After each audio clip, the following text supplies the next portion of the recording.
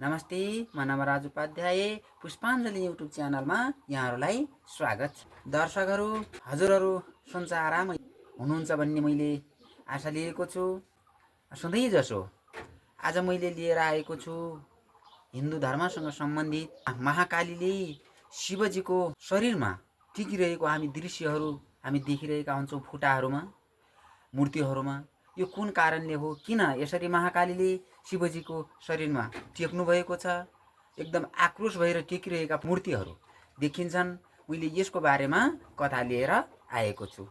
पुरातन समयको कथा हो यो। पुरातन समयमा शुम्भ र निशुम्भ नाम गरेका दुईवटा दैत्यहरूले स्वर्ग, मर्ते, पाताल तिनै लोकमा भयङ्कर ठुलो आतंक मचाएका थिए, दुःख दिइरहेका थिए। ती दैत्यहरूको त्यस्तो चाला देखेर तिनीहरूलाई कसरी नियन्त्रित गर्ने भन्ने विषयतिर पार्वतीको ध्यान केन्द्रित भएछ। पार्वतीले विचार गरिन् एक दिन। कस्तो विचार गरिन् त भने लिन र ती दैत्यहरूसँग युद्ध गरेर तिनलाई परास्त गर्नुपर्छ भन्ने उनले सोच गरिन्। उनले त्यो रौद्र रूप लगेर ती शुम्भ र निशुम्भ नाम गरेका दैत्यहरूसँग घमासान युद्ध गर्न लागे। पार्वतीकै रौद्र रूपलाई नै महाकाली भनिन्छ। त्यो शुम्भ र निशुम्भ नाम गरेका दैत्यहरूसँग भयङ्कर युद्ध गर्ने क्रममा उनले शुम्भ, निशुम्भ लगायत सयौं दैत्यहरूको नाश गरिन् भने त्यो लडाइँमा परेर त्यो लडाइँ गर्ने क्रममा कयौं सोझा सादा निर्दोष प्राणीहरू पनि मारिन गए। उनको रौद्र रूपले गर्दा नियन्त्रणमा लिन अन्य देवताहरूलाई पनि हम्मे पर्यो। अन्य देवताहरूले पनि धेरै प्रयास गरे। त्यो महाकालीको रौद्र रूपले सयौं निर्दोष प्राणीहरूको ज्यान जान लाग्यो। दैत्यहरूलाई त मारिन दैत्यहरूले उपर्द गरेको कारण दैत्यहरूलाई नाश गर्न लागिन्। तर निर्दोष प्राणीहरूको पनि ज्यान जान लाग्यो। निर्दोष प्राणीहरूले पनि मर्नुपर्ने बाध्यता भयो। निर्दोष प्राणीहरू पनि धेरै नष्ट हुन लागे।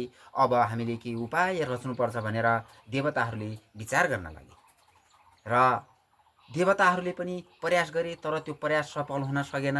रौद्र रूपलाई नियन्त्रण गर्ने प्रयास सफल हुन सकेन र उनीहरू असमर्थ भए। संसार नै सङ्कटमा पर्न लाग्यो। संसार नै सङ्कटमा पर्न थालेपछि सबै देवताहरूले एउटा विचार गरे, अब हामी शिवजीको शरणमा जानुपर्छ र शिवजीले केही उपाय दिनुहुनेछ भन्ने विचार गरेर सम्पूर्ण देवताहरू शिवजीको शरणमा पुगे। अनि शिवजीको शरणमा पुगिसकेपछि सबै वृत्तान्तहरू बताएर शिवजीले त्यो सबै कुराहरू सुनिसकेपछि अब म के उपाय गर्छु भनेर जहाँ महाकालीले ताण्डव गरिरहेकी थिइन् त्यो ताण्डव गरिरहेको ठाउँमा पुग्नु भएर त्यो स्थितिलाई बुझेर त्यो ताण्डव रोक्न एक उपाय सोच्नुभयो। कस्तो उपाय सोच्नुभयो भने ताण्डवमा लिन भएकी महाकालीले शिवजीलाई चिन्न नसकिरहेको त्यो अवस्थामा आफ्नो शरीरलाई महाकालीको मार्गमा फालिदिनु भयो। त्यो मार्गमा लम्पसार भएर ढल्नुभयो। महादेव लम्पसार भएर सुतिरहनु भएको थियो। ती अवस्थामा ताण्डव निकालिरहेकी महाकाली गएर शिवजीको छातीमा टेक्न पुगिन्। शिवजीको छातीमा टेक्न बित्तिकै महाकालीको होस आयो। मैले यो के गर्दैछु भन्ने उनले चाला पाइन्। उनले शिवजीको शरीर देखिन्न लाजले भुतुक्क भइन् र लाजले जिब्रो कटक्क टोकिन्। मैले के गरिरहेकी रहेछु, यो शिवजीलाई पो टिकिरहेकी रहेछु भनेर उनले लाजले भुतुक्क भइन्। त्यो दृश्य नै आज पनि महाकालीको मूर्तिको रूपमा हामी देख्ने गरिरहेका छौँ।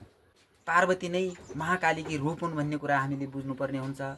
त्यहाँ स्वर्ग, मर्ते, पाताल तिनै लोकमा दैत्यहरूले दुःख दिइरहेको बेलामा पार्वतीले यो दुःखलाई शमन गर्नुपर्छ र शमन गर्ने त्यत्तिकै सकिँदैन, मैले केही उपाय रच्नु पर्यो भनेर ती दैत्यहरूलाई नष्ट गर्ने क्रममा उनले महाकालीको रूप धारण गरेकी थिइन्। ती महाकालीको रूप धारण गरेर निशुम्भ लगाए सयौं दैत्यहरूको नष्ट गरेकी थिइन् भने दुश्मनलाई मार्ने क्रममा, युद्ध गर्ने क्रममा अन्य धेरै जीव जन्तुहरू लगायत अन्य सोझा सिधाहरू पनि मर्न पुगेका थिए। यो कथाले हामीलाई के सन्देश दियो त भन्दा विशेष गरी युद्धको कारण एउटा सिधा सादा जीवजन्तु र सिधा सादा प्राणीहरू पनि युद्धको चपेटामा परेर अकालमै ज्यान गुमाउनु पर्ने बाध्यता आउँदो रहेछ र युद्धले भोलोभन्दा बढी भाग चाहिँ युद्धले कुभोलो नै निम्त्याउने रहेछ भन्ने सन्देश यस कथाबाट हामीले प्राप्त गरेका छौँ। यदि भन्दै यो कथा हजुरलाई कस्तो लाग्यो हजुरहरूले प्रतिक्रिया दिन नभुल्नुहोला। आउँदा दिनहरूमा यस्तै रोचक कथाहरू लिएर म पुनः उपस्थित हुने नै छु। अहिलेलाई म पुष्पाञ्जली युट्युब च्यानलबाट बिदा हुन्छु। हजुरको दिन शुभ रहोस्। नमस्कार, धन्यवाद।